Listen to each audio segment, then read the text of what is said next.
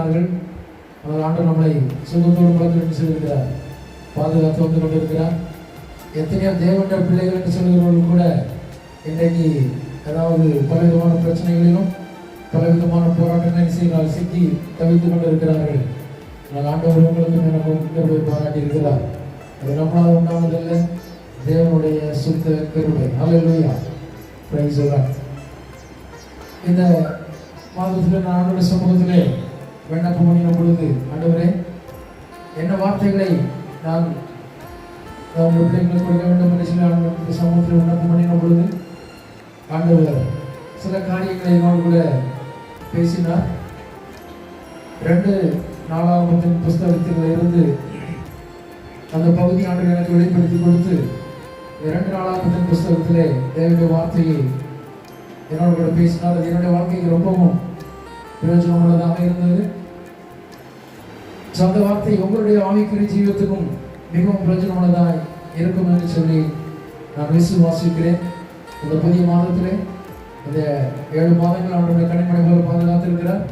இந்த 8வது மாதத்திலும் ஆண்டு கொண்டு வந்திருக்கிறார். வருகிற நாட்களிலும் இன்னும் இந்த உலகத்தின் ஜீவனோடு வாழ்க்கிற நாட்கள் வரைக்கும் அவருடைய வார்த்தை நமக்கு உதவி செய்கிறதா இருக்கிறது. அப்படின்னாலே நம்ம அந்த வார்த்தைக்கு நேரம் நம்முடைய கவனத்தை திரும்புவோம். 2 நாளாகமத்தின் புஸ்தகம் 7வது அதிகாரம் 13, 14, 15 வசனங்களை நாம் வாசிக்கலாம். 2 நாளாகமத்தின் புஸ்தகம் 7வது அதிகாரம் 13, 14, 15 வசனங்கள். நான் மழை இல்லாதபடிக்கு வானத்தை அடைத்து அல்லது தேசத்தை அழிக்க வெட்டுக்கிளிகளுக்கு கட்டளையிட்டு அல்லது என் ஜனத்திற்குள் கொள்ளை நோயை அனுப்பும் போது என் நாமம் தரிக்கப்பட்ட என் ஜனங்கள் தங்களை தாழ்த்தி ஜெபம் பண்ணி என் முகத்தை தேடி தங்கள் பொல்லாத வழிகளை விட்டு திரும்பினால் அப்பொழுது பரலோகத்தில் இருக்கிற நான் கேட்டு அவர்கள் பாவத்தை மன்னித்து அவர்கள் தேசத்துக்கு சேமத்தை கொடுப்பேன். இந்த ஸ்தலத்திலே செய்யப்படும் ஜெபத்திற்கு என் கண்கள் திறந்தவைகளும் என் செவிகள் கவனிக்கிறவைகளுமாயிருக்கும். ஆமென், ஹல்லேலூயா. இங்கே மிக அழகாக சொல்லப்பட்டிருக்கிறது இந்த 2 நாளாகமத்தின் புஸ்தகத்திலே. நம்ம ஏற்கனவே 2-3 கடந்த வாரங்களாக நம்ம என்ன செய்ய தியானம் பண்ணி கொண்டே வந்தோம் என்று சொன்னால், தேசமே பயப்படாதே, மகிழ்ந்து களிகூறு, கர்த்தர் பெரிய காரியங்களை செய்வார் என்று சொல்லி நாம் கடந்த 2 வாரங்களாக தியானம் பண்ணி கொண்டு வந்தோம்.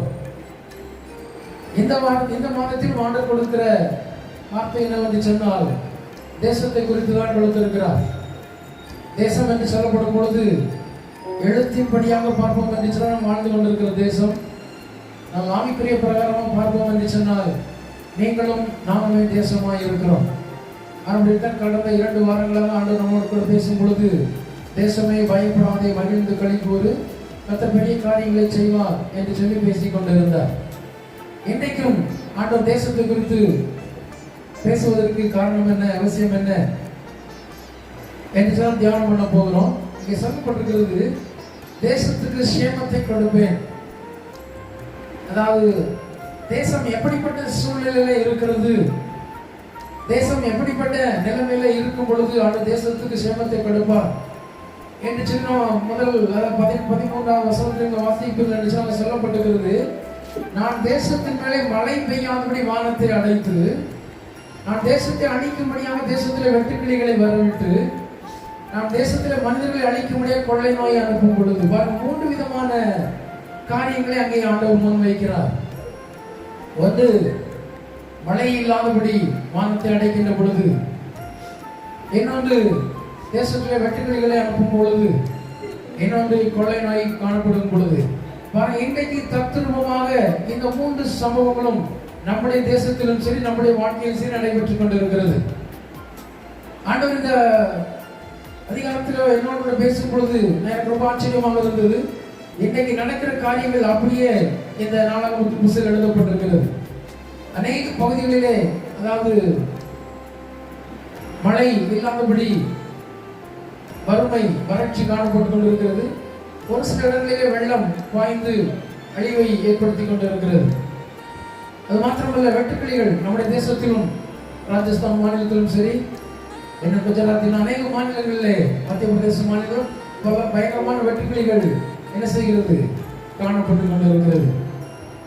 அது மாத்திரமல்ல, கொள்ளை நோய் இன்றைக்கு நம்முடைய பட்டணத்திலும் சரி, இந்திய தேசத்திலும் சரி, உலகம் முழுவதும் கொள்ளை நோய் காணப்பட்டுக் கொண்டிருக்கிறது. தேசத்திலே மாத்திரம் கொள்ளை நோய் காணப்படவில்லை, தேவனுடைய பிள்ளைகள் என்று சொல்லுகிற அனைவருடைய குடும்பங்களிலும் அனைவருடைய வாழ்க்கையிலும் இந்த கொள்ளை நோய் காணப்பட்டுக் கொண்டிருக்கிறது. இதுதான் ரொம்ப, அதாவது நாம் தியானம் பண்ண வேண்டிய, சிந்திக்க வேண்டிய ஒரு காரியம். என்று சொல்லுங்க, அழகா சொல்லப்பட்டது, கொள்ளை நோய் என்னும் பட்டயத்தை நான் அனுப்பும் பொழுது, இது தேவனுடைய கரத்தில் இருக்கிற பட்டயம் என்று சொல்லி அங்கே 1 நாளாகவும் 21 அதிகாரத்தில் சொல்லப்பட்டிருக்கிறது. ரொம்ப அழகா சொல்லப்பட்டிருக்கிறது. அதாவது இந்த கொள்ளை நோய் என்பது தேவனுடைய கரத்தில் இருக்கிற பட்டயம் என்று சொல்லி. சரி, அதுக்கு பின்னாடி நம்ம தியானிப்போம். அடுத்த வசனம் சொல்லப்படுகிறது, இப்படிப்பட்ட தேசத்துக்கு நான் சேமத்தை கட்டளையிட வேண்டும், எப்படிப்பட்ட தேசத்துக்கு நான் ஆசீர்வாதத்தை கட்டளையிட வேண்டும், எப்படிப்பட்ட தேசத்துக்கு நான் விடுதலை கட்டளையிட வேண்டும் என்று சொன்னால் நீங்கள் என்ன செய்ய வேண்டும்? 3 காரியங்கள் சொல்லப்பட்டிருக்கிறது. அதாவது என் ஜனங்கள் முதலாவது தாங்கள் என்ன செய்ய வேண்டுமா? தாழ்த்தி ஜெபம் பண்ணி என் முகத்தை தேடி, அதாவது தங்கள் பொல்லாத வழிகளை விட்டு மனம் திரும்பி. பாருங்க, இது எல்லாமே பார்த்தீங்கன்னா ஒரு ஜெபம். இது எல்லாமே என்னது? ஜெபத்திலே சொல்லப்படுகிற ஒரு காரியங்கள். இதை அங்கே சாலமோன் என்ன செய்யறான் என்று சொன்னால், தேவனிடத்திலே இந்த காரியத்தை, இந்த அதிகாரத்தை நீங்கள் முன்னாடி ஒரு சில அதிகாரங்கள் முன்பாக வாசிப்பீர்கள் என்று சொன்னால், சாலமோன் தேவனுடைய ஆலயத்தை கட்டி இருக்கிறான். தேவனுடைய ஆலயத்தை கட்டி அதை பிரதிஷ்டை பண்ணி அங்கே பலி செலுத்தி விட்டு அங்கே பலிபீடத்துக்கு முன்பதாக நின்று தன் கரங்களை விரித்த நிலைமையிலே ஆண்டவரிடத்தில் விண்ணப்பம் பண்ணுகிறான். அப்படி விண்ணப்பம் பண்ணும் பொழுதுதான் ஆண்டவர் அவனுக்கு என்ன கொடுக்கிறார்? அங்கே பதில் கொடுக்கிறார். என்ன பதில் கொடுக்கிறார் என்று சொன்னால், என் நாமம் தெரிவிக்கப்பட்ட ஜனங்கள் முதலாவது தங்களை தாழ்த்த வேண்டும், இரண்டாவதாக என்ன செய்ய வேண்டும்? என் முகத்தை என்ன செய்ய வேண்டும்? ஜெபம் பண்ண வேண்டும், முகத்தை தேட வேண்டும். அடுத்து தங்கள் பொல்லாத வழிகளை விட்டு என்ன செய்ய வேண்டும்? மனம் திரும்ப வேண்டும் என்று சொல்லப்படுகிறது. நாம் இன்றைக்கு தியானம் பண்ண போகிற காரியம் என்னவென்று சொன்னால், இந்த ஜெபம் கண்டிப்பாக ஒரு வாழ்க்கையிலே மிக மிக முக்கியம்.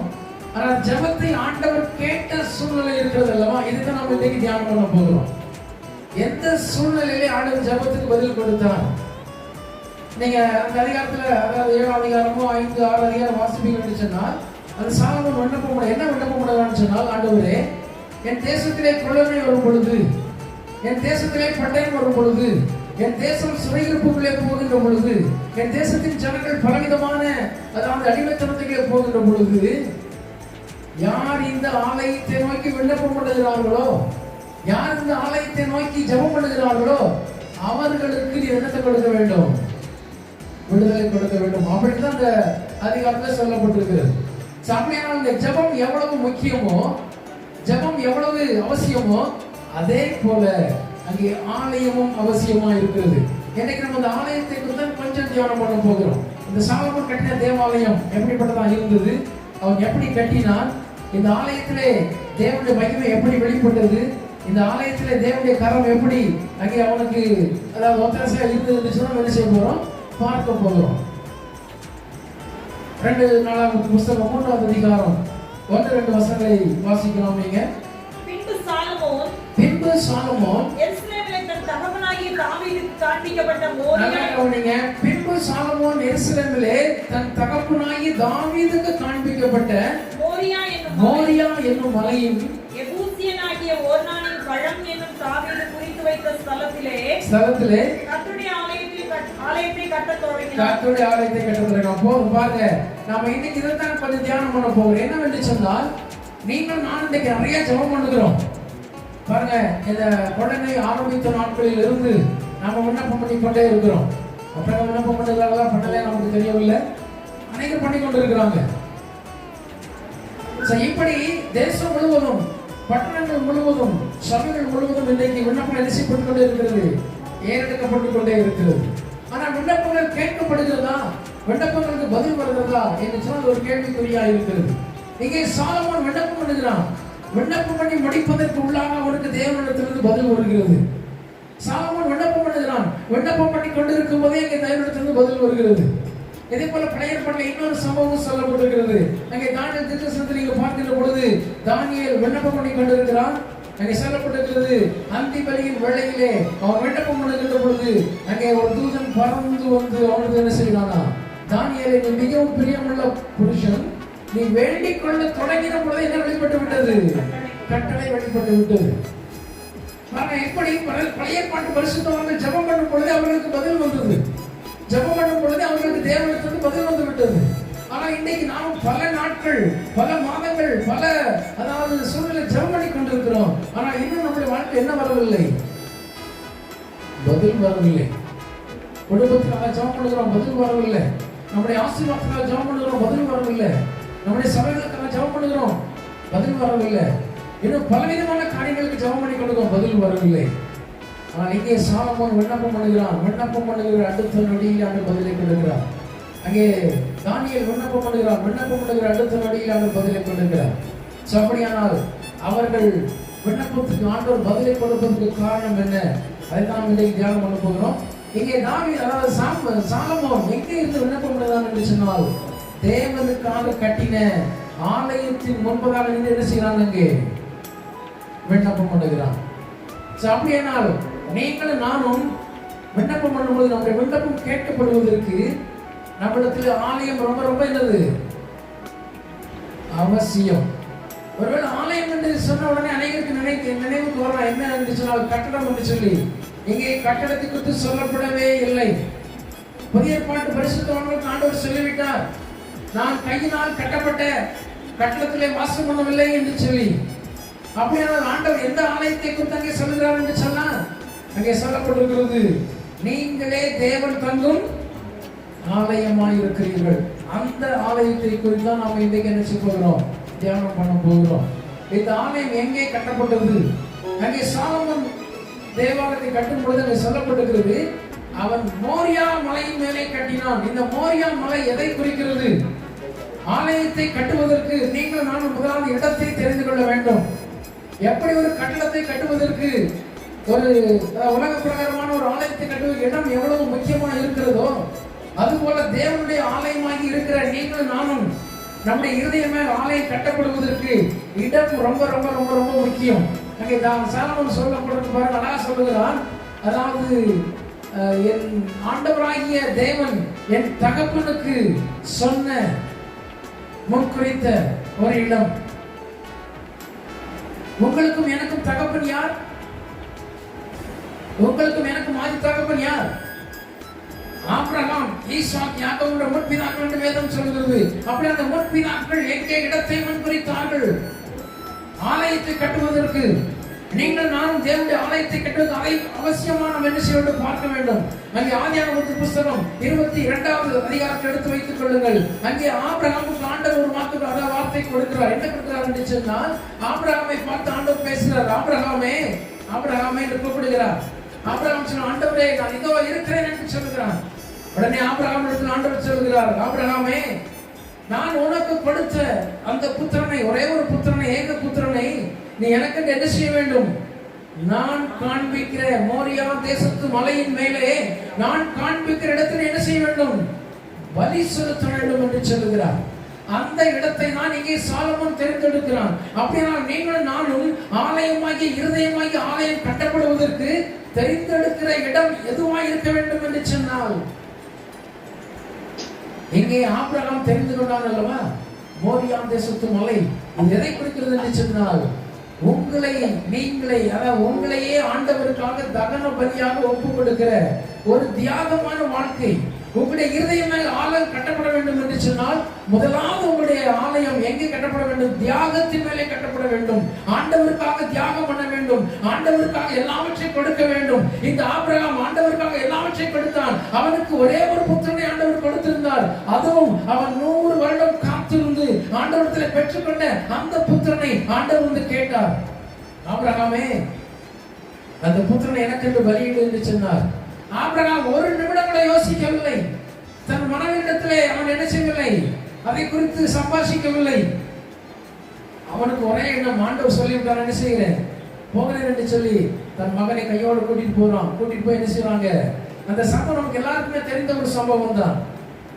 நாம் இது தெரிந்து கொள்ள வேண்டிய காரியம் என்னவென்று சொன்னால், நம்முடைய இருதயமாகிய ஆலயத்திலே ஆண்டவர் வாசம் பண்ணி நாம பண்ணுகிற ஜெபத்துக்கு ஆண்டவர் உடனே பதிலை கொடுக்க வேண்டும் என்று சொன்னால், நாம தங்குகிற தேவன் தங்குகிற ஆலயமாய் நம்முடைய இருதயம் எப்படிப்பட்டதா இருக்க வேண்டுமா, தேவனுக்கு என்று முழுவதுமாக ஒப்புக் கொடுக்கப்பட்ட நிலைமையில இருக்க வேண்டும்.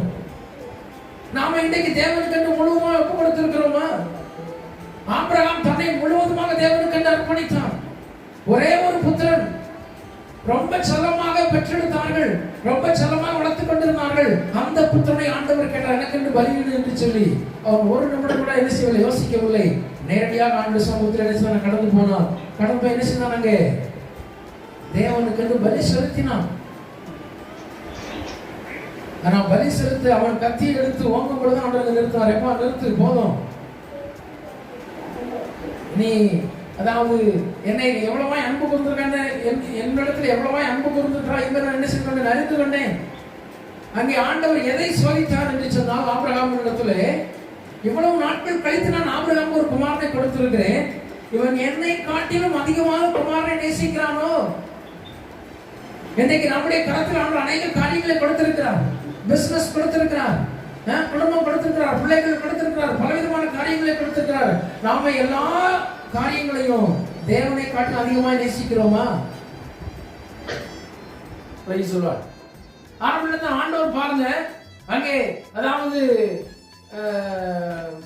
பேதுருவிடத்தில் ஆண்டவர் கேட்டார். என்ன கேட்டார் சொன்னால், பேதுருவே நீ என்னை நேசிக்கிறாயா என்று கேட்டார். பேதுருவை பார்த்து ஆண்டவர் கேட்டார், பேதுரு நீ என்ன நேசிக்கிறாயா, நேசிக்கிறாயா என்று கேட்டார். பேதுரு ஆண்டவர் பார்த்து, ஆண்டவர் நான் உண்மையை நேசிக்கிறேன் என்று சொல்லி பேதுரு ஆண்டவரிடத்தில் சொன்னார். காரணம் என்னவென்று சொன்னால், நீங்கள் நானும் தேவனை காட்டிலும் அதிகமாக ஒரு காரியத்தை செய்யக்கூடாது, நேசிக்க கூடாது. ஆனால் அங்கே ஆபிரகாம் தன் மகனை அதிகமாக என்ன செய்கிறான், அவன் நேசித்தவனாய் காணப்பட்டுக் கொண்டிருந்தான். அப்படி நேசித்த நிலைமையிலே ஆண்டவனை பரிசோதித்து பார்க்கிறார். இந்த ஆபிரகாம் தன்னை காட்டிலும் மகனை அதிகமாக நேசிக்கிறானோ என்று சொல்லி. ஆனா ஆபிரகாம் பாருங்க, ஆண்டவரை காட்டிலும் யாரையும் அதிகமாக என்ன செய்யவில்லை, நேசிக்கவில்லை. அழகா சொல்லப்பட்டிருக்கிறது, இந்த ஆபிரகாம் இந்த ஈசாக்கை கொண்டு போய் அங்கே பலிபீடத்தை கட்டி அந்த ஈசாக்கை கையினால கட்டி என்ன செய்ய, பலிபீடத்தின் மேலே கிடத்தி என்ன செய்தானா, கத்தியை எடுத்து என்ன செய்தான், அங்கே அவனை பலி செலுத்துக்கு அங்கே ஓங்கினார். அப்பதான் சொன்னார், ஆபிரகாமே நிறுத்து என்று சொன்னார். அப்படியானால் நம்முடைய ஆலயமாகிய இருதயம், தேவன் தங்குகிற ஆலயமாக இருக்கிற இருதயம் எப்படிப்பட்டதா இருக்க வேண்டும் என்று சொன்னால், தேவனுக்கு தங்களையே ஒப்பு கொடுக்கிற, அதாவது ஜீவ பலியாக ஒப்பு கொடுக்கிற ஒரு இருதயமா என்ன செய்யப்பட வேண்டும், காணப்பட வேண்டும். நம்முடைய இருதயம் எப்படிப்பட்டதா இருக்கிறது? நம்ம தேவனை காட்டிலும் மற்றவர்களுக்கு முக்கியத்துவம் கொடுத்துக் கொண்டிருக்கிறோமா? தேவனை காட்டிலும் நம்ம வேற ஏதாவது அதிகமா அன்பு செலுத்திக் கொண்டிருக்கிறோமா?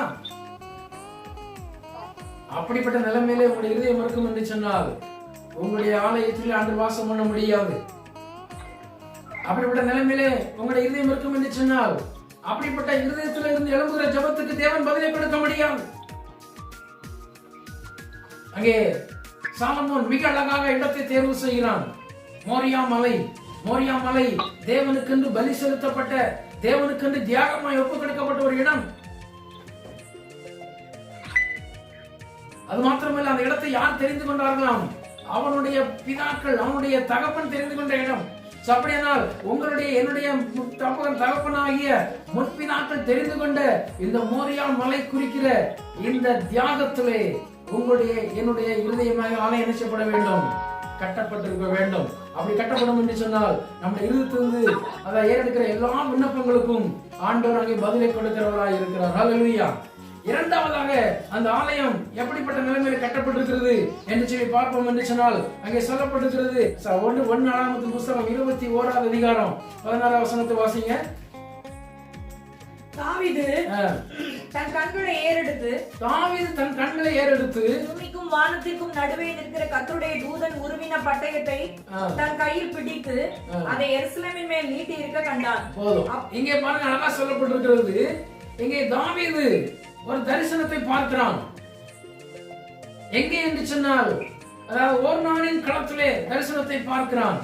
இங்கே சாலமோன் இடத்தை தேர்வு செய்கிறான். மோரியா மலையிலே அந்த ஓர்னானின் களத்திலே அங்கே என்ன செய்கிறான்? இடத்தை தேர்வு செய்கிறான். இந்த ஓர்னானின் களம் எதை குறிக்கிறது என்று சொன்னால், தரிசனமுடையவராய் காணப்பட வேண்டும். இன்றைக்கு அநேக வாழ்க்கையில தரிசனம் இல்லை. எதை ஏனதானே என்று வாழ்ந்து கொண்டிருக்கிறோம். தேவன் உங்களை குறித்து என்னை குறித்த தரிசனத்தை வைத்திருக்கிறார். உங்களை குறித்து என்னை குறித்த ஒரு நோக்கத்தை வைத்திருக்கிறார். இன்றைக்கு நோக்கம் இல்லாத ஒரு வாழ்க்கை, எந்த ஒரு காரியமும் நோக்கம் இல்லை என்று சொன்னால் அந்த காரியம் என்ன செய்யாது? முழுமை பெறாது. உலகத்திலே ஒரு பிசினஸ் பண்ணாலும் சரி, உலகத்தில் ஒரு காரியங்களை செய்தாலும் சரி, ஒரு நோக்கம் இருக்கும். இவ்வளவு இந்த காரியங்களை செய்ய வேண்டும், இந்த காரியங்கள் பண்ண வேண்டும் என்று நோக்கம் இருக்கும். அந்த நோக்கத்தை நோக்கி அந்த காரியங்கள் செயல்படும் பொழுதுதான் அது என்ன செய்யும்? அங்கே வெற்றி பெறும். அது போலதான் உங்களுடைய வாழ்க்கையிலே ஆண்டவர் நோக்கத்தை வைத்திருக்கிறார். இந்த நோக்கம் எதை குறிக்கிறது என்று சொன்னால், நீ ரட்சிக்கப்பட்ட உடனேயே, நீ ஆண்டவருடைய பிள்ளையாக மாறின உடனேயே ஆண்டவருடைய வாழ்க்கை தரிசனத்தை கொடுப்பார். இன்றைக்கு அநேக வாழ்க்கையில் தரிசனம் இல்லாத ஒரு வாழ்க்கை, தரிசனம் இல்லாத வாழ்க்கை ஆண்டவருக்கு பிரியமாய் இருக்க முடியாது. ஆண்டவர் அதாவது தாவீதுக்கு தரிசனம் கொடுத்தது மாத்திரமல்ல, அந்த தரிசனத்தை நிறைவேற்ற முடியாத தாவீதுக்கு அங்கே கட்டளை கொடுக்கிறார். தாவீது தரிசனத்தை பார்க்கிறான். அங்கே ஒரு தூதன் உருவின பட்டயத்தோடு நிற்கிறான். தாவீதின் இடத்திலே சொல்லப்படுகிறது, தாவீதே நீ போய் அங்கே ஒரு பலிபீடத்தை கட்டி ஆண்டவரை பலி செலுத்து என்று சொல்லி, ஆண்டவருக்கு பலி செலுத்து என்று சொல்லி. இன்னைக்கு நீங்கள் நானும் ஆண்டவருடைய அதாவது பரிசுத்த வாழ்க்கை வாழ்ந்து கொண்டிருக்கிறோம். உங்களுக்கு எனக்கும் தரிசனம் உள்ள வாழ்க்கை இருக்கிறதா? இல்ல, ஏதோ வாழ்ந்து கொண்டிருக்கிறோம். ரட்சிக்கப்பட்டிருக்கிறோம், ரட்சிக்கப்பட்டிருக்கேன்னு சொல்லிக் கொண்டிருக்கிறோம். ஆவிக்குரிய சபைக்கு, பெந்தேகோஸ்தே சபைக்கு போறேன்னு சொல்லிக் கொண்டிருக்கிறோம். எப்படி ஏனதானே என்று வாழ்ந்து கொண்டிருக்கிறீர்களோ, அப்படி ஏனதானே என்று வாழ்வீர்கள் என்று சொன்னால் உங்களுடைய வாழ்க்கையில தேவன் என்ன செய்ய முடியாது? இடைப்பட முடியாது. உங்களுடைய ஜெபத்துக்கான பதிலை கொடுக்க முடியாது. அங்கே தரிசனம் இல்லாத வாழ்க்கை, வேதத்தில் சொல்லப்பட்டிருக்கிறது, தரிசனம் இல்லாத இடத்திலே ஜனங்கள் என்ன செய்வார்கள்? சீர்கெட்டு போவார்கள்.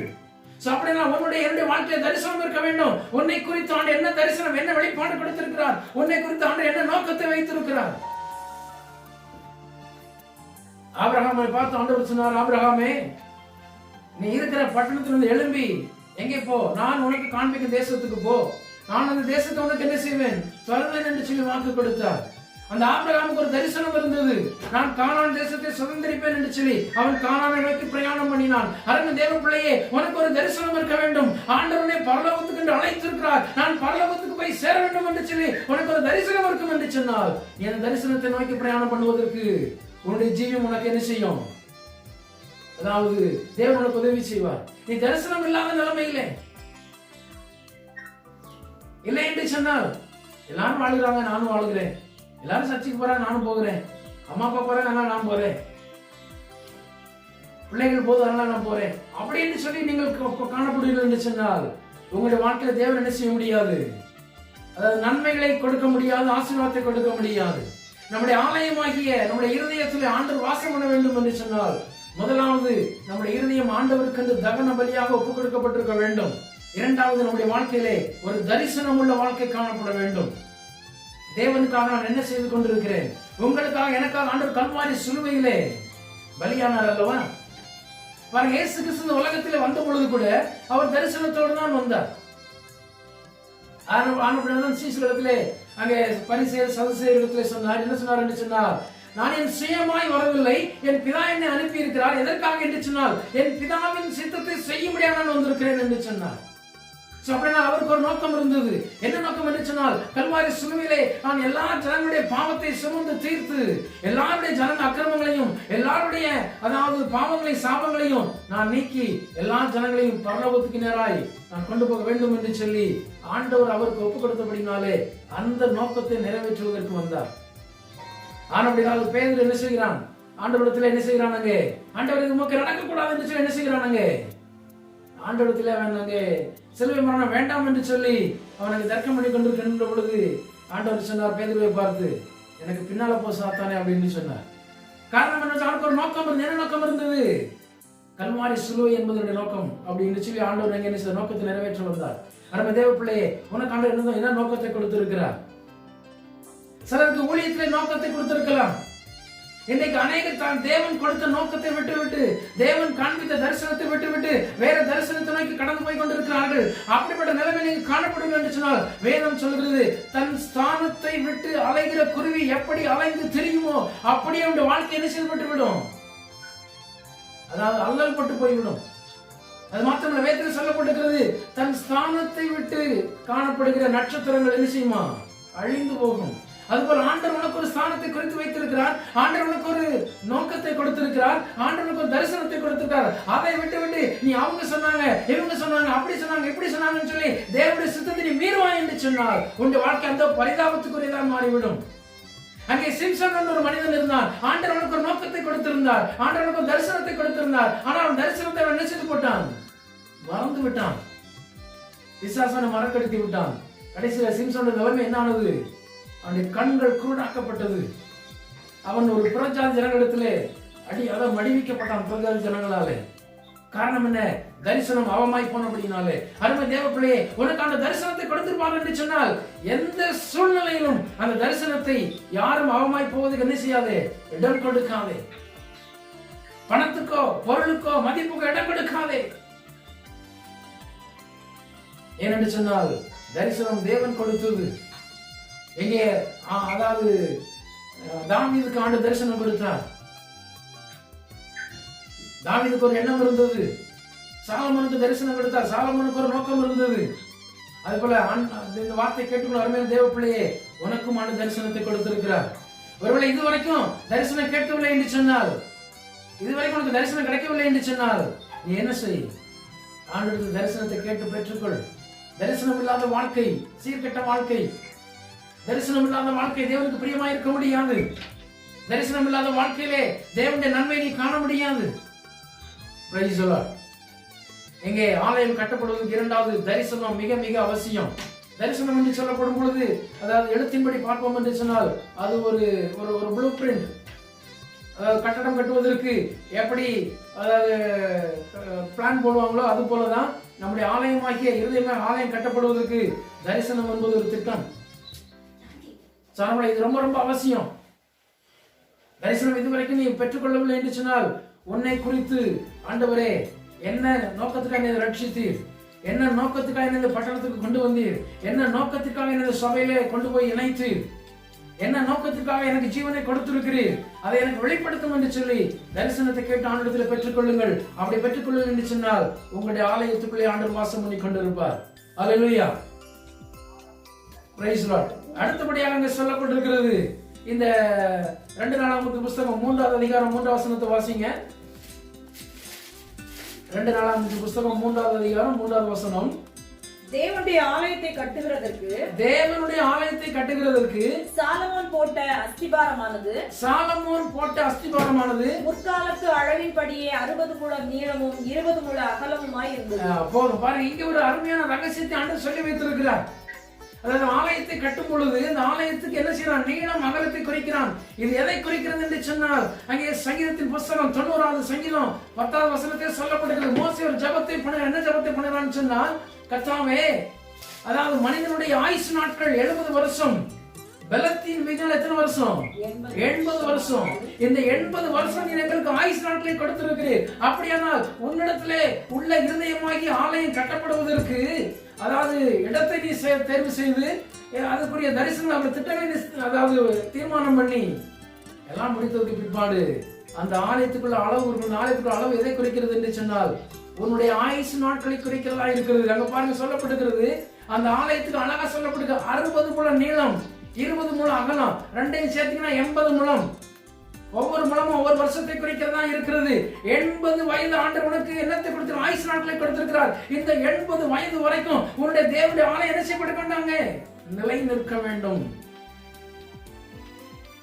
அதைத்தான் எனக்கு மிக அழகாக சொல்லப்பட்டிருக்கிறது, இந்த ஆலயத்தினுடைய அளவு இவ்வளவு இருக்க வேண்டும் என்று சொல்லி. அப்படியானால் உன்னுடைய ஆயுசு முழுவதும் நீ ஆண்டு சமூகத்துல போட்டு, ஆண்டவரே எந்த சூழ்நிலையிலும் என்னுடைய இருதயத்தை நான் உங்க விட்டு என்ன செய்ய மாட்டேன், திருப்ப மாட்டேன். அதைத்தான் நாங்க பவுல் அப்போஸ்தலன் ரோமர்கள் 9 எழுதுகிறார், ஆண்டவரிடத்திலே நான் அன்பு செலுத்துகிறேன், அந்த அன்பு எந்த சூழ்நிலையிலும் என்ன செய்யாது, அதாவது நாசமோ மோசமோ பசியோ பட்டயமோ நிர்வாணமோ எதுவானாலும் கிறிஸ்துவின் அன்பை விட்டு என்ன செய்யாது, பிரிக்காது என்று சொல்கிறார். காரணம் என்னவென்று சொன்னால் அவன் தீர்மானம் பண்ணிக்கொண்டு என்ன தீர்மானம் பண்ணிக்கொண்டு என்று சொன்னால், நான் மரண பரியந்தம் எனக்குள்ளே ஆண்டவர் வாசம் உங்களுக்கு என்னை ஒப்புக் கொடுப்பேன். இதுதான் அந்த அளவை குறிக்கிறதா இருக்கிறது. 60 முழமும் 20 முழமும் சேர்ந்து 80 முழமா இருக்கிறது. இந்த 80 முழமும் உங்களுடைய ஆயுஷ் நாட்களை குறிக்கிறதா இருக்கிறது. இந்த ஆயுஷ் நாட்கள் முழுவதும் ஆண்டவரத்துல ஒப்பு கொடுத்த, ஆண்டவரே என்னுடைய ஆயுசு முழுவதும் நான் உண்மையை என்னுடைய இருதயத்தில் தங்க வைப்பேன் ஆண்டவரே, என்னுடைய இருதயமே ஆலயத்திலே நான் உண்மையை வைப்பேன் ஆண்டவரே என்று சொல்லி நீங்கள் ஆண்டு சமூகத்தில் ஒப்பு கொடுப்பீர்கள் என்று சொன்னால், அந்த ஆலயத்திலிருந்து ஏறெடுக்கிற ஜபங்கள் ஆண்டு என்ன செய்வாருங்க, பதிலை கொடுப்பதற்கு போதுமானவராய் இருக்கிறார். Praise the Lord. ஹல்லேலூயா. அடுத்தபடியாக இந்த ஆலயத்துக்குள்ள பாருங்க, ஆலயம் கட்டியாச்சுப்போம், இடத்தை தெரிந்தெடுத்தாச்சுது, பிளான் பண்ணியாச்சுது. இப்ப ஆலயத்தினுடைய நீள அகல எல்லாம் பண்ணியாச்சு. இப்ப அங்க என்ன செய்யப்படுகிறது, கட்டணம் கட்டப்படுகிறது. இப்ப கட்டணம் கட்டியாச்சு. இப்ப அங்க சொல்லப்படும் கட்டடத்துக்கு உள்ள என்ன காரியங்கள் இருக்கிறதுன்னு சொல்ல பார்க்கலாம். 2 நாளாகமத்தின் புத்தகம் 3 அதிகாரம் 3 வசனம் வாசிங்க. 4வது வசனம். முகப்பு மண்டபம் ஆலயத்தினுடைய அகலத்தின் படியே 20 முழ நீளமும் 120 முழ உயரமுமாய் இருந்தது. அதன் உட்புறத்தை பசும் பொன் தகட்டால் மூடினான். ஆலயத்தின் பெரிய மாளிகையை தேவதாரு பலகைகளினால் செய்து பசும் பொன்னினால் இழைத்து அதன் மேல் பேரூச்சு வேலையையும் சங்கிலி வேலையையும் சித்தரித்து அந்த மாளிகையை ரத்தினங்களால் அலங்கரித்தான். பொன்னானது பர்வாயிமின் பொன்னாய் இருந்தது. அந்த மாளிகையின் உத்திரங்களையும் நிலைகளையும் அதன் சுவர்களையும் அதன் கதவுகளையும் இங்கே சொல்லப்பட்டிருக்கிறது. இந்த சாலமோன் ஆலயத்தை கட்டி, அதாவது கட்டடத்தெல்லாம் கட்டிவிட்டு ஆலயத்தின் உட்புறம் போது என்ன செய்கிறான் என்று சொன்னால், தேவதாரு மரங்கள், என்னதான் தேவதாரு மரங்களினால் என்ன செய்கிறான் அங்கே, அதாவது தரைத்தளமானாலும் சரி சுவரானாலும் சரி எல்லாமே மரத்தினால் என்ன செய்கிறான் அங்கே மூடுகிறான். மரம் எதை குறிக்கிறது? இந்த மரத்தை குறித்து நீங்க கொஞ்சம் தியானம் பண்ண வேண்டும் என்று சொன்னால், அங்கே ஆகாய தீர்க்கதரிசன புஸ்தகம் 1ஆம் அதிகாரம் 8வது வசனத்தை எடுத்து அங்கே சொல்லப்பட்டிருக்கிறது. அங்கே ஆண்டவர் ஆலயத்தை கட்டுவதற்கு ஆகாய்க்கு அங்க ஒரு கட்டளை கொடுக்க, என்ன கட்டளை கொடுக்கிறார் என்று சொன்னால், ஆகாய தீர்க்கதரிசியே நீ ஜனங்களை பார்த்து கட்டளை கொடு. என்ன கட்டளை கொடு என்று சொன்னால், நீங்கள் மலைக்கு போய் மலையில் ஏறி மரங்களை வெட்டி கொண்டு வந்து அதனால் என்னத்தை கட்டுங்கள், ஆலயத்தை கட்டுங்கள் என்று சொல்லி அழகா சொல்லப்பட்டிருக்கிறது. இந்த மலை எதை குறிக்கிறது என்று சொன்னால், கண்மலையாகிய கிறிஸ்துவை குறிக்கிறது. இந்த கண்மலையாகிய கிறிஸ்துவிலே போய் மரத்தை வெட்ட வேண்டும்.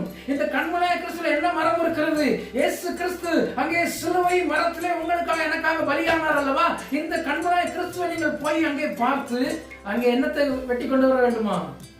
மரங்களை வெட்டி கொண்டு வர வேண்டும். மரம் கிறிஸ்துவாகிய சிலுவை மரத்துல என்ன காணப்பட்டது?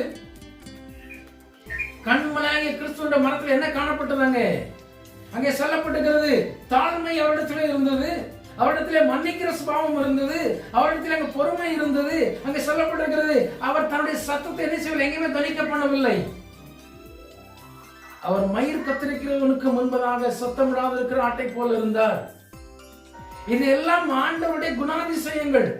உங்களுடைய என்னுடைய ஆலயம் கட்டப்பட வேண்டும் என்று சொன்னால், உங்களுடைய என்னுடைய ஆலயம் நிலைநிற்க வேண்டும் என்று சொன்னால், உங்களுடைய என்னுடைய ஆலயமாய் இருந்துள்ள தேவன் தங்க வேண்டும் என்று சொன்னால், நீங்க என்ன செய்ய வேண்டும்?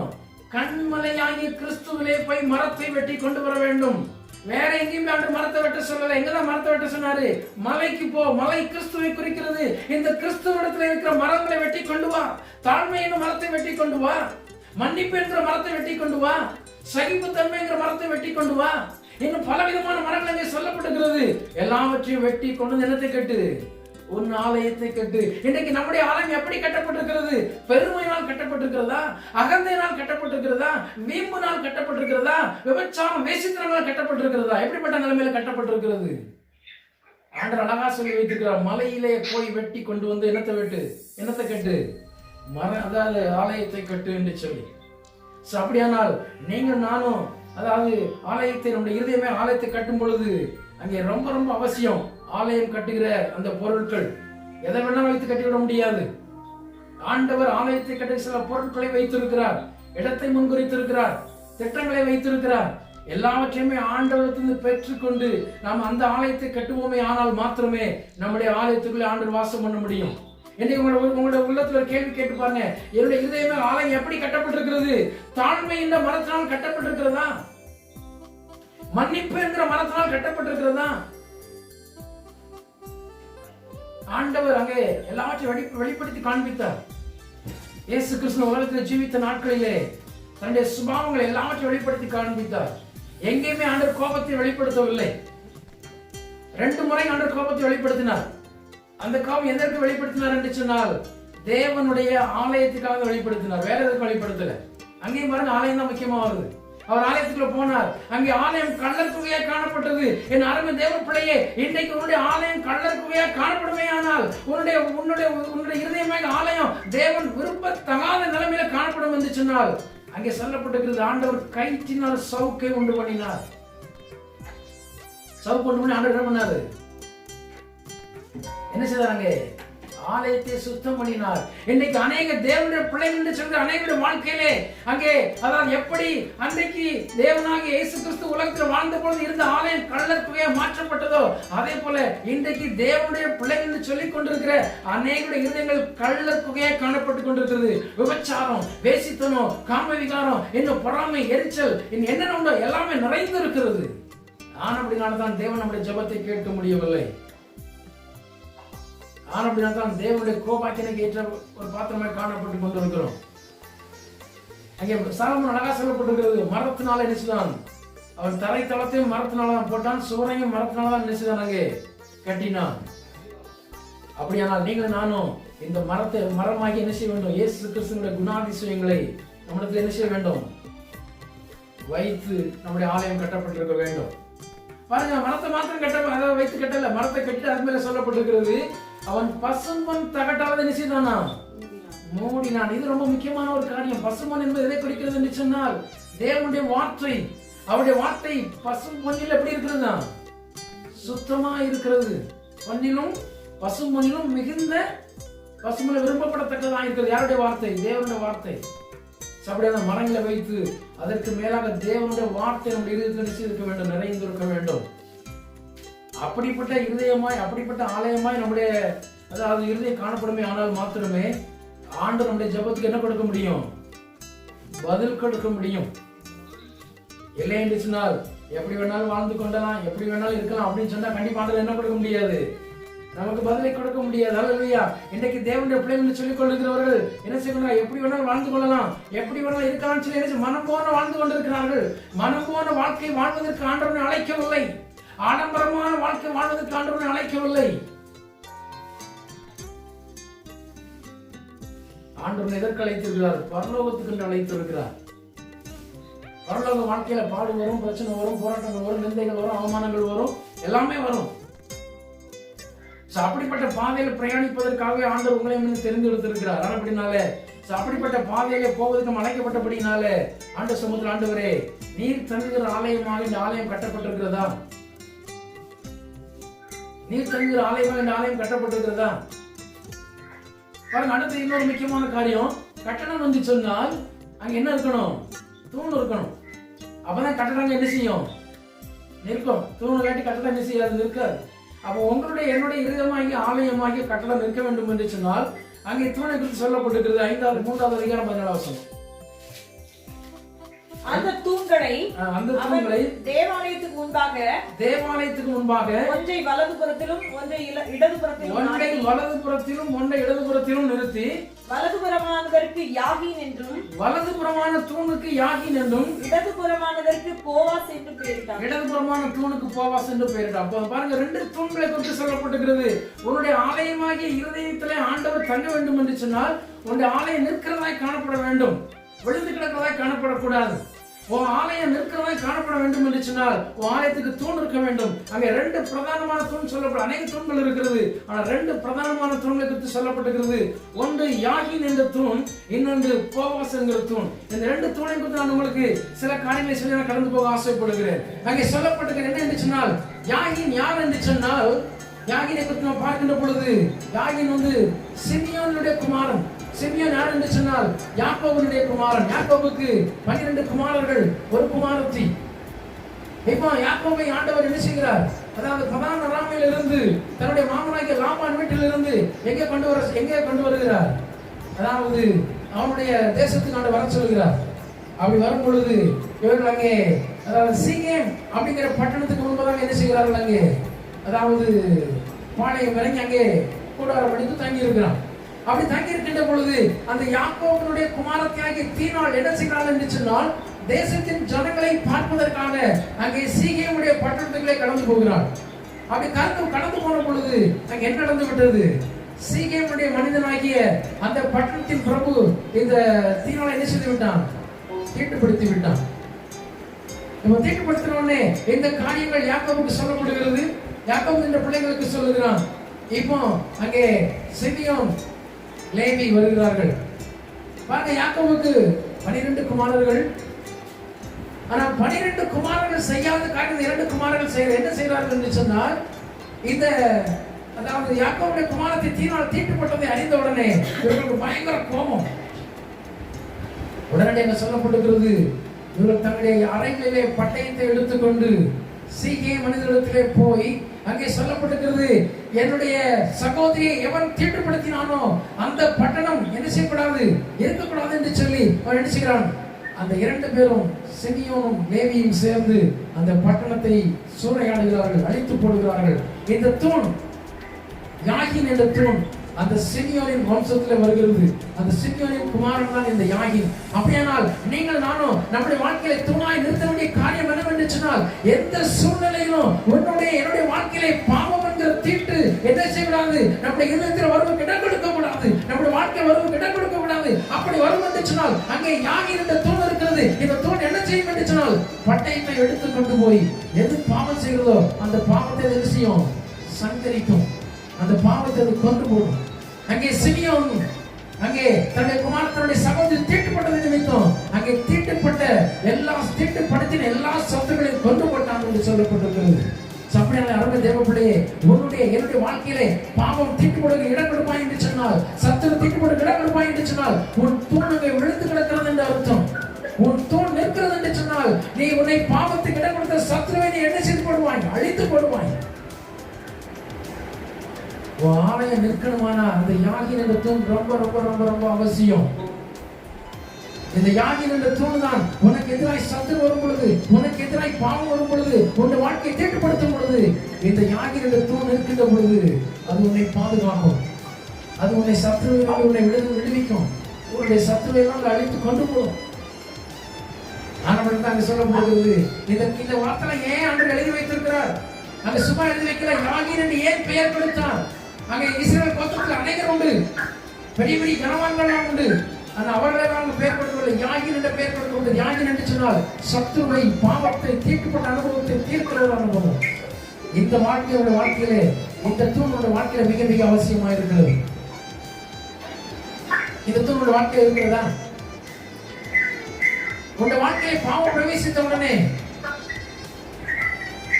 உன்னுடைய பரிசுத்தத்தையும் தீட்டுப்பட்டுவிடும். அப்படி தீட்டுப்படும் பொழுது நீ உடனடியாக ஆண்டு சமூகத்தில் ஒப்பு கொடுத்த ஆண்டுகளே, இந்த தீட்டுக்கு காரணம் யார்? சத்ருவா? இல்ல பண ஆசையா, பொருள் ஆசையா, இல்ல என்னுடைய மாம்சீகத்தின் கிரியைகளா, எது என்று சொல்லி அதை பார்த்து அதை என்ன செய்ய வேண்டும்? வெட்டி வீழ்த்தி போட வேண்டும். அதற்காகத்தான் ஆண்டவர் யாகின் என்ற தூணை வைத்திருக்கிறார். இன்னொரு தூண் சொல்லப்பட்டிருக்கிறது, போவாஸ் என்கிற தூண். போவாஸ் எந்த சந்ததியில வருகிறான் என்று சொன்னால், அதாவது யூதாவுடைய சந்ததியில வருகிறான். யூதாவுடைய குமாரன் தான் போவாஸ். இந்த போவாஸ் யூதா என்றால் துதிக்கிற அர்த்தம். யூதா என்றால் துதிக்கிறவன் என்ற அர்த்தம். யூதா என்றால் ஆராதிக்கிறவன் என்ற அர்த்தம். உன்னுடைய ஆலயமாகிய அதாவது கட்டணம் நிற்க வேண்டும் என்று சொன்னால் இரண்டாவது உள்ளத்தில் என்ன தூண் இருக்க வேண்டும்? தேவனை ஆராதிக்கிற, தேவனை துதிக்கிற தூண் இருக்க வேண்டும். இன்னைக்கு அநேக தேவனை ஆராதிக்கிறதே இல்லை. ஜெபம் பண்ணுவாங்க. ஜெபம் என்பது வேறு, ஆராதனை என்பது வேறு. இன்னைக்கு அதை போட்டு அநேகர் குழப்பிக் கொண்டு இருக்கிறாங்க. ஆராதனை என்பது தேவனுக்கு மகிமை செலுத்துவது, ஜெபம் என்பது ஆண்டவரிடத்திலே கேட்பது. ஹல்லேலூயா. சோ என்னுடைய ஆலயம் தேவன் தங்குகிற வாசஸ்தலமா இருக்க வேண்டும் என்று சொன்னால், தேவனை துதிக்கிற இந்த போவாஸ் என்கிற தூண் உங்களுடைய வாழ்க்கையில மிக மிக அவசியமா இருக்கிறது. நீங்கள் தேவனை துதிக்கிறவரை காணப்பட்டு கொண்டிருக்கிறவங்க இருக்கிறீங்களா? இல்ல தேவைக்காக மாத்திரம் முழங்கால் பிடிக்க, ஆண்டவரே எனக்கு அதை தாரம் இதை தாரம், ஒரே பிச்சைக்கார ஜபம் எப்ப பார்த்தாலும் முழங்கால் போட்டு, ஆண்டவரே எனக்கு எது வேணும்? இந்த பிச்சைக்காரன் ரோட்ல வந்து அம்மா தாய் எனக்கு என்ன தாங்க, ஏதாவது கூட நம்ம பசிக்க கேட்போம். இன்னைக்கு நம்மளும் முழங்கால் போட்ட உடனே என்னதான் பண்றோம்? ஆண்டவரே எனக்கு அது வேணும், எனக்கு இது வேணும், எனக்கு அதை செய்யணும், எனக்கு இதை செய்யணும். இப்படிப்பட்ட ஒரு ஜபத்தை என்ன செய்து விடுங்க, நிறுத்தி விடுங்க. அது வேண்டாம். வேதம் சொல்கிறது, உங்களுக்கு என்ன தேவை என்பதை நீங்கள் கேட்பது அறிந்திருக்கிறார். ஆனா அதை விட்டு ஆண்டவர் எனக்கு அதைத்தான் ஆண்டவர் இதைத்தான் ஆண்டவரே, அதெல்லாம் உங்களுக்கு தேவை ஆண்டவருக்கு தெரியும். அதை கேட்கிறதை விட்டு நம்முடைய ஆலயமா இருதயம் நிற்க வேண்டும் என்று சொன்னால், தேவன் தங்குகிற ஆலயம் நன்றாக நிலைமையில காணப்பட வேண்டும் என்று சொன்னால், தேவனை ஆராதிக்கிற தூண் எப்படி இருக்க வேண்டும்? நல்ல ஸ்ட்ராங்கா இருக்கணும். இன்னைக்கு அநேகருடைய வாழ்க்கையில தூண் எப்படி தூண் இருக்குது, ஆனா தூண் எப்படி இருக்குது? சிதிலம் அடைந்திருக்கிறது, சேதம் அடைந்திருக்கிறது, நல்ல நிலைமையில இல்ல. பாவத்தை எதிர்த்து போராடுகிற தூண் நல்ல நிலைமையில இல்ல. ஆராதிக்கிற தூண் நல்ல நிலைமையில இல்ல. ஒருவேளை இப்படிப்பட்ட தூண்கள் சேதமடைந்திருக்கும் என்று சொன்னால், இந்த நாட்டை புதுப்பித்துக் கொள்ளுங்கள். தேவனை ஆராதிக்கிற தூணை புதுப்பித்துக் கொள்ளுங்கள். பாவத்தை எதிர்த்து போராடுகிற தூணை புதுப்பித்துக் கொள்ளுங்கள். இல்ல மறுபடியும் பாவத்தை செய்து கொண்டே இருப்பீர்கள் என்று சொன்னால், உங்களுடைய ஆலயம் பாருங்க, தூண் நல்லா இருக்கிற வரைக்கும் ஆலயம் நின்று அதை கட்டடம் நின்று கொண்டு இருக்கும். தூண் கொஞ்சம் கொஞ்சமா பலனை இழந்து அது கொஞ்சமா சிதிலம் அடைந்து கொஞ்சமா சேதம் அடைந்து கடைசியில ஒரு நாள் தூண் விழும் பொழுது, தூண் மட்டும் விழா, தூணோட சேர்ந்து எது சேர்ந்து விழுந்துரும்? மொத்த கட்டடம் விழுந்து விடும். அப்படியானால் உங்கள் ஆலயத்தை தாங்கி இருக்கிற 2 பிரதானமான தூண் ரொம்ப அவசியம். முதலாவது பார்த்தோம், மோரியா என்கிற மலை உங்களையே தகன பலியாக கொடுக்கிற ஒரு தியாகமான வாழ்க்கை, தியாகமான இருதயம். இது தேவனுடைய ஆலயம் கட்டப்படுவதற்கு சரியான ஒரு இடம். இரண்டாவதாக அங்கே தரிசனம் உள்ள ஒரு வாழ்க்கை. நீங்க நான் தரிசனம் மனிதர்களாக தரிசனம் உள்ள காணப்பட்டுக் கொண்டிருக்கிறோமா? தரிசனம் உள்ள வாழ்க்கை காணப்படும் என்று சொன்னால் அதுவே ஒரு ஜெயத்தை கொடுக்கிற வாழ்க்கையாக காணப்படும். மூன்றாவதாக நம்முடைய ஆயுள் முழுவதும் நாம் தேவனை ஆராதிப்பேன், தேவனை தவிர நான் வேற எதற்கும் இடம் கொடுக்க மாட்டேன் என்று சொல்லி நீங்கள் என்ன செய்ய வேண்டும்? ஆண்டவருக்கு ஒப்பு கொடுக்க வேண்டும். மூன்றாவதாக சொல்லப்பட்டிருக்கிறது, இந்த ஆலயத்துக்கு உள்ளாக என்ன செய்ய வேண்டும்? மரங்கள் கட்டப்பட்டிருக்க வேண்டும், மரங்களால் அலங்கரிக்கப்பட்டிருக்க வேண்டும். தேவதாரு மரங்கள் எதை குறிக்கிறது? கண்மலையாகிய கிறிஸ்துவிலே காணப்பட்ட குணாதிசயங்கள், தாழ்மை, சாந்தம், இச்சையடக்கம், பொறுமை, இப்படிப்பட்ட இயேசு கிறிஸ்து என்னென்ன குணாதிசயங்களை வெளிப்படுத்தினாரோ அத்தனையும் நம்முடைய ஆலயமாகிய கட்டடத்துக்குள்ளே இதற்குள்ளே காணப்பட வேண்டும். அது மாத்திரமல்ல, தேவ வார்த்தையாகிய பொன் இதற்கு மேலே மூடப்பட்டிருக்க வேண்டும். இதெல்லாம் இருக்கிறதா? இதெல்லாம் கட்டினதுக்கு பிற்பாடு இங்கே தூண் என்ன செய்யப்பட்டிருக்க வேண்டும்? ரொம்ப ஸ்ட்ராங்கா இருக்கணும். பாவத்தை அடித்து உடைக்கிறது, பாவத்தை எதிர்த்து போராடுகிற தூண். இதைத்தான் அப்போஸ்தலனாகிய பவுல் எழுதும்போது சொல்கிறார், நீங்கள் பாவத்துக்கு விரோதமாக ரத்தம் சிந்தத்தக்கதாக என்ன செய்ய வேண்டுமா? போராட வேண்டும். எந்த விதத்திலையும் பாவம் இடம் கொடுப்பதற்கு என்ன பாவத்துக்கு இடம் கொடுக்காதீர்கள். பாவம் உங்களுடைய வாழ்க்கையை என்ன செய்துவிடும்? சீரழித்து விடும். பாவம் உங்களுடைய ஆவிக்குரிய ஆலயத்தை என்ன செய்துவிடும்? அடித்து நொறுக்கப்பட்டு விடும். ஆனால் தூண் சொல்லு, யாகின் என்ற தூண், இவன் பாவத்தை எதிர்த்து தீட்டான காரியங்களை எதிர்த்து போரிடுகிறவன். அப்படிப்பட்ட ஒரு அனுபவம் நமக்குள்ள வேண்டும். அடுத்த சொல்லப்பட்டிருக்கிறது, அதாவது போவாசங்கிற தூண், ஆண்டவரை ஆராதிக்கிறவன். ஆண்டவருக்காக போவாசை குறித்து பார்க்க நிறைய காரியங்கள் இருக்கிறது. நான் ஒரே ஒரு காரியம் உங்களுக்கு சொல்லியிருக்கிறேன், ஆராதிக்கிற காரியங்களை மாத்திரம் சொல்லியிருக்கிறேன். நீங்கள் போவாசை குறித்து நான் வாசிக்கின்ற பொழுது, போவாச ஆண்டவருக்கு கொடுக்கிறவன், அங்கே சபையை பராமரிக்கிறவன், அங்கே அந்நியரை பராமரிக்கிறவன். ரூத் அதாவது போவாசை தேடி வந்த பொழுது ரூத்தை அவன் சொந்த வழியை மாற்றிக்கொண்டது மாத்திரமல்ல, அங்கே ரூத்துக்கு செய்ய வேண்டிய எல்லா காரியங்களும் செய்தான்னு சொல்லி பார்க்கிறோம். இப்படி போவாசத்து அநேக காரியங்கள் இருந்தாலும் அங்கே பிரதானமாக இருக்க வேண்டிய காரியம் என்னவென்று சொன்னால், தேவனை துதிக்கிற, தேவனை ஆராதிக்கிற ஒரு அனுபவம். இன்னைக்கு உங்களிடத்தில் எங்களுக்கு அந்த அனுபவம் காணப்பட்டு கொண்டிருக்கிறதா? ஆண்டு சமூக ஆண்டவரே, இப்படிப்பட்ட அனுபவங்களை இங்க என்ன செய்யும்? 5 விதமான காரியங்களை பார்த்திருக்கிறோம். இந்த 5 விதமான காரியங்கள் நம்முடைய வாழ்க்கையில் இருக்கும் என்றால் மாத்திரமே நம்முடைய இருதயமாகிய ஆலயத்திலே ஆண்டவர் தங்குவார். அப்படிப்பட்ட ஆலயத்திலே இருந்து பாருங்க, இப்படிப்பட்ட நிலைமையில தான் சாலமோன் ஆலயத்தை கட்டினான். இப்படிப்பட்ட ஆலயத்தை தான் சாலமோன் என்ன செய்தானாங்க? ஆலயத்தை என்ன செய்தானாங்க? கட்டினான். கட்டி அந்த ஆலயத்துக்கு முன்னாடி என்ன செய்யறாங்க? பலி செலுத்துகிறான். ஆண்டவர் என்ன கொடுக்கிறாங்க? பதிலை கொடுக்கிறார். அப்படியானால் தேவ பிள்ளைகளே, நீங்கள் நானும் நம்முடைய ஆலயம் எப்படிப்பட்ட நிலைமையில் கட்டப்பட்டிருக்கிறது? இந்த சாலமோன் கட்டின நிலைமையில ஆலயம் கட்டப்பட்டிருக்கிறதா? இல்ல ஏதோ ஏனதானே என்று நம்முடைய வாழ்க்கை காணப்பட்டு கொண்டிருக்கிறதா? ஏனதானே என்று வாழ்க்கை காணப்படும் என்று சொன்னால், என் ஆண்டவர் சீக்கிரத்தில் வரப்போகிறார். இந்த உலகம் ஆண்டு வருகைக்கு ஆயத்தமாய் கொண்டிருக்கிறது. இயற்கைகள் ஆண்டு வருகைக்கு ஆயத்தமாய் கொண்டிருக்கிறது. தேவனுடைய படைப்புகள், சிருஷ்டிப்புகள் ஆண்டு வருகைக்கு ஆயத்தமாய் கொண்டிருக்கிறது. ஆகாயம் தேவனுடைய வருகைக்கு ஆயத்தமாய் கொண்டிருக்கிறது. பூமி ஆண்டு வருகைக்கு ஆயத்தமாய் கொண்டிருக்கிறது. நாம் காண்கிற அத்தனையும் ஆண்டு வருகைக்கு ஆயத்தமாய் கொண்டிருக்கிறது. நீ நாம் ஆண்டு வருகைக்கு ஆயத்தமாய் கொண்டிருக்கிறோமா? இன்றைக்கு கேட்ட 5 விதமான காரியங்கள். ஆண்டவரே, என்னை நான் தியாகமாக ஒப்புக் கொடுக்கிறேன். தரிசனத்தை நான் உங்களிடத்தில் கேட்டு நான் பெற்றுக் கொள்கிறேன். அது மாத்திரமல்ல, என்னுடைய ஆலயம், அதாவது என்னுடைய ஆயுள் முழுவதும் நான் உண்மையை பின்பற்றுவேன் ஆண்டவரே. அடுத்ததாக, ஆண்டவரே, என்னுடைய ஆலயம் கிறிஸ்துவாகிய கண்மலையாகிய கிறிஸ்துவனுடைய குணாதிசயங்களாலே கட்டப்பட்டிருக்கிறதுக்கு என்னை ஒப்புக் கொடுக்கிறேன். அது மாத்திரமல்ல, வார்த்தையாகிய பொன்னினாலே என்னுடைய இருதயம் அலங்கரிக்கப்பட்டிருக்க ஒப்புக் கொடுக்கிறேன். கடைசியாக, என்னுடைய ஆலயம் 2 விதமான தூண்கள். ஒன்று, பாவத்தை எதிர்த்து போராடுகிற, பிசாசை எதிர்த்து போராடுகிற ஒரு தூண். இரண்டாவதாக, ஆண்டவரை ஆராதிக்கிற தூண். இந்த 5 காரியங்கள் என்னுடைய வாழ்க்கையிலே தாரும் ஆண்டவரே அப்படின்னு சொல்லி ஆண்டு கருத்தில் ஒப்புக் கொடுப்போம். ஆண்டவர் அப்படிப்பட்ட கிருபைகளை உங்களுக்கும் எனக்கும் தருவாராக. ஆமென்.